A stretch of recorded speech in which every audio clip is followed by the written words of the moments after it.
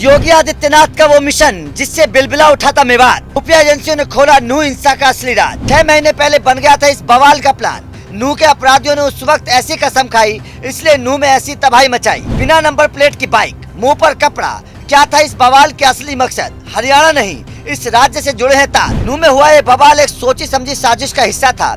पूरा प्लान करीब 6 महीने पहले तैयार हो चुका था। 6 महीने पहले लोगों ने कसम खाई कि बदला लेना है। अब जब ब्रजमंडल शोभा यात्रा निकालने की बात सामने आई तो बदला लेने वाला गैंग एक्टिव हो गया। इस बवाल को भड़काने के पीछे का मकसद केवल एक इंसान था। दंगाई इस बवाल की आड़ में उस इंसान से बदला लेना चाहते थे।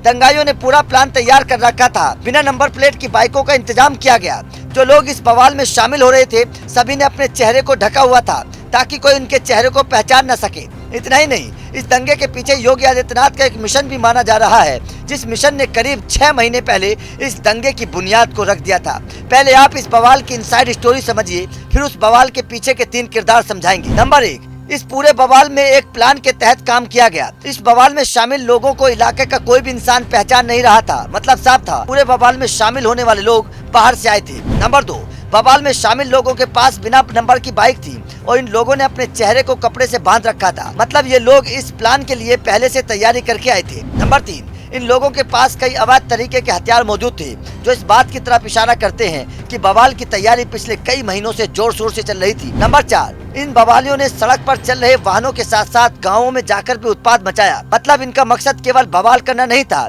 बल्कि इनके अंदर एक बदले की भावना थी। खबर के मुताबिक इस बवाल के पीछे की वजह योगी आदित्यनाथ का वो मिशन बताया जा रहा है जिसके चलते मेवात के पूरे इलाके में लोग बिलबिला गए।